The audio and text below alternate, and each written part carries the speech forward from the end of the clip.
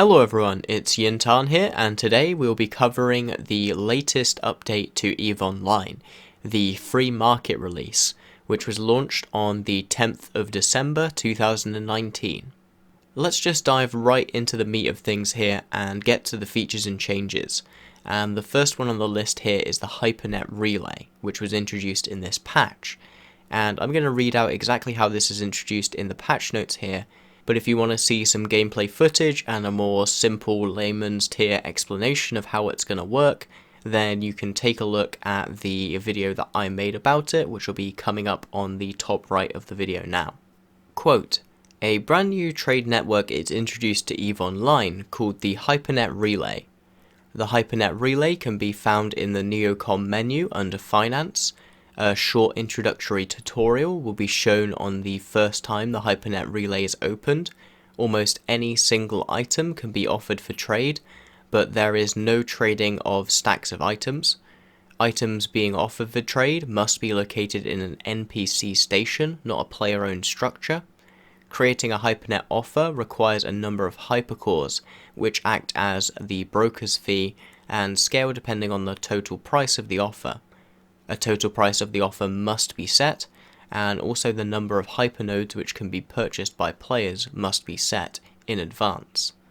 HyperNet offers can be specified as private, which means that you can't find them through the main browsing menu and can only access them if you're given a direct shareable link. All HyperNet offers are created with a duration of 3 days, and if not all of the hypernodes that you've set up, so the tickets, have been purchased after 3 days, then the offer expires. The creator of the expired offer has the item delivered back to the station it was being offered from. The hypercores are kept by the market and not refunded to the creator, and all the players who bought hypernodes in the expired offer have their transactions refunded. You can search for new offers through the Browse tab by refreshing the results and including specific filters. Filtering for offers can be done by item type, group, and location of the offer. There are also range filters for the individual hypernode prices and how many hypernodes the offer is using. Purchasing a hypernode can be done individually or in bulk by using ISK. Once all hypernodes have been sold for a given offer, a single hypernode is randomly chosen and the hypernode owner receives the item that was on offer. The creator of the offer then receives all the sales of hypernode in ISK minus a sales tax of 5%. We also have some updates to the graphics, which are listed here. The Jitter Trade Hub structure has been expanded. PKN, Interstellar, and HyperNet banners have been added to the Jitter station.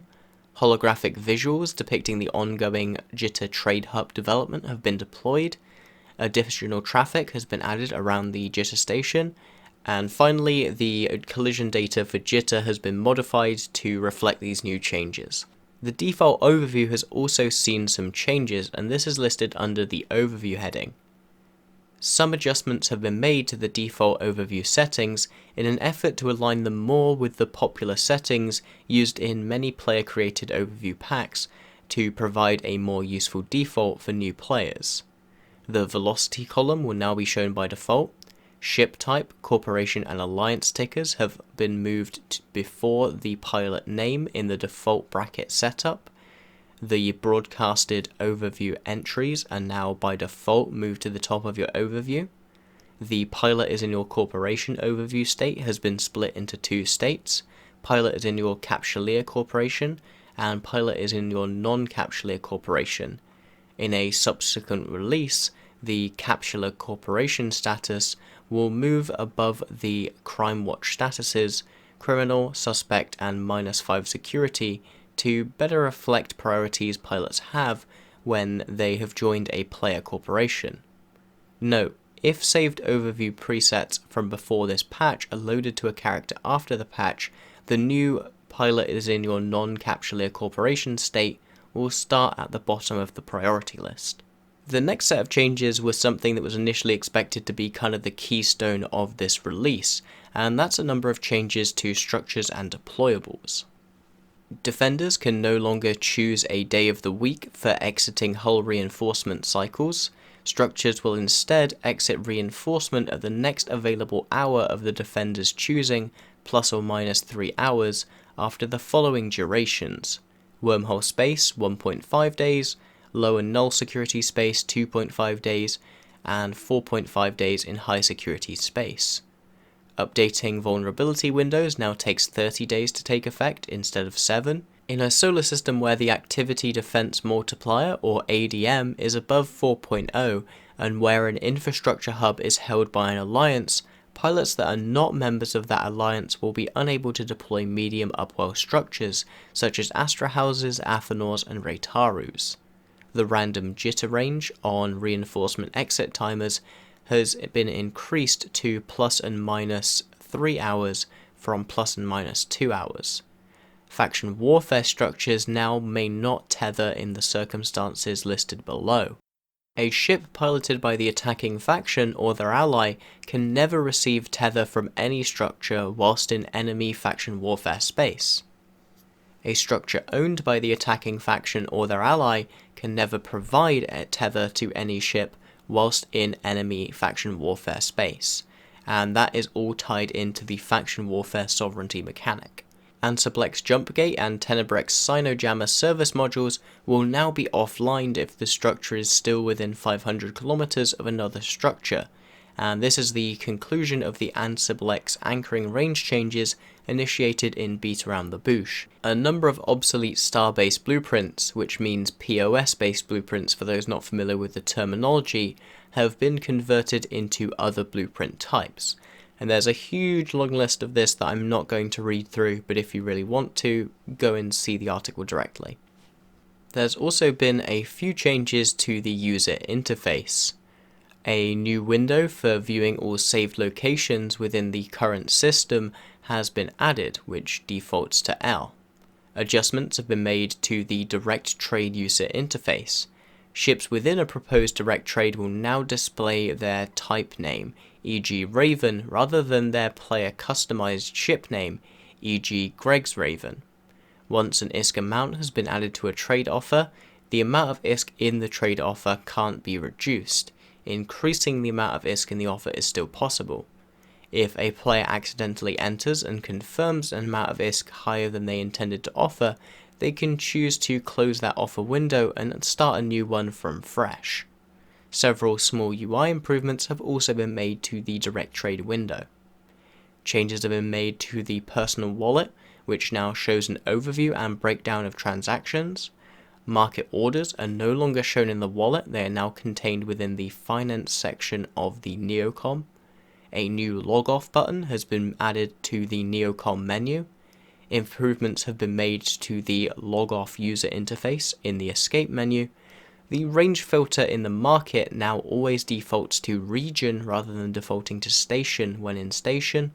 Your orders that you can sell to, and orders that are in your route now have small icons to explain better what the colors mean, and multi-fit and multi-buy now have icons to indicate that more useful information can be found in a tooltip. Improvements to the new player experience also make an appearance in this patch, as they have in every patch previously for the past 3 updates. New overview highlights have been added for several tasks in the tutorial. New icons have been added to highlight several UI features during the tutorial. Improved the traveling lesson during the tutorial. UI highlights now appear after Aura's dialog box rather than simultaneously. UI highlights have an updated, more prominent animation. The Afterburner lesson in the tutorial has been updated, and several tasks in the overview now have an instant feedback when the correct action is performed rather than a slight delay. And finally, a few smaller changes are wrapped up in the miscellaneous section. Some adjustments have been made to player bounties. Bounties can no longer be placed on characters younger than 30 days. A wanted banner will now only display on a character portrait if a character has both a bounty on their head and a security status of less than or equal to -5, and the plus button used to show bounties in this show info window has been changed to display the word add. And that marks the end of the rather chunky features and changes section that come along with this patch. And after that, we have the defect fixes, which are your general bug fixes and smaller updates that are to bring things in line with intended behavior. Audio. Fixed an audio issue where Black Ops Cyno Beacon deployment sound would repeat on zooming in and out. Tied Abyssal Dead Space boundary warnings to the UI sound level slider and the warning slider under the advanced audio settings. Prevented Empire selection sounds from overlapping during character creation, and prevented probe alignment sounds from stacking. Gameplay changes. Corrected a case where reprocessed items were sent to a wrong location. Fixed an issue where logged off characters could block others from taking control of a structure. Fixed a loophole which allowed moving items into containers within the delivery hangar in an upwell structure. Damavik base invention chance adjusted to be in line with other Triglavian invention chances. Graphics. Fixed the base VFX on the Leshak that was playing the wrong animation when the character logged in whilst in space. Fixed stream of errors thrown in loglight when entering character customization. Fixed shadow artifacts on characters. Cloaked ships with haze effects no longer have flickering lights under very specific circumstances.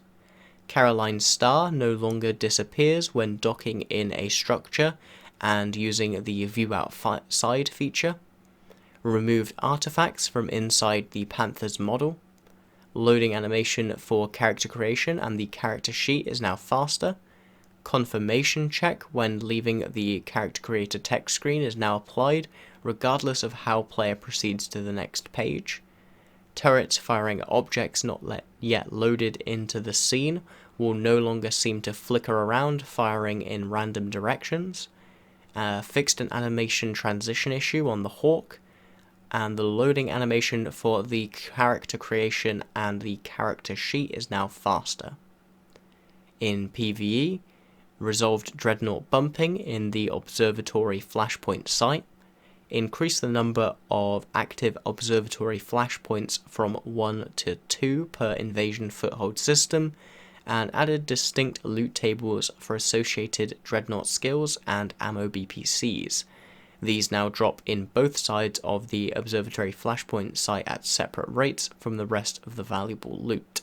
Text and descriptions. Corrected several typos, grammar errors, and inconsistent punctuation in descriptions and similar texts. User interface. Fixed a issue where drones selected in the drone window may not persist when scrolling. The volume of all items is now consistently shown as a decimal number. Added some missing groups of items to the all default overview filter. Moved the total change tooltip in the modify order window to avoid hiding the new price box. Added community fittings icon to the pointer window. Corrected excessive inherited indentation of entries in groups of windows, for example, nested locations in bookmark group windows. Removed the unnecessary launcher for self option from containers in the personal assets window. Broadcasted entries will always be on top of the overview when using the move entries with broadcast to top overview setting, and the unavailable echelon blueprint has been removed from the search results in the client. And finally, the ESI has had a little bit of an update with some fixes to error handling, and specifically to the errors of corp membership handling. That brings us to the very end of the video, and as always, it's time to give a special thanks to those who make this video possible. As always, I have to give a special one to our Crassuses, Pinche Infidel from Old School, Brood from Triumvirate, and Zolka Lando, as well as to our other $5 patrons in Dustin Prater, Crazy Daisy, Czar, Olav Olden, Kem, Raphael, Big Bada Boom, Dunk Dinkle, and the Ashfell Federation. If you want to support the channel yourself, you can either check out the Patreon link in the description below, or if you'd like, just share the video with some other people who you think might enjoy it or find it useful. Until next time, have a good day and fly smart.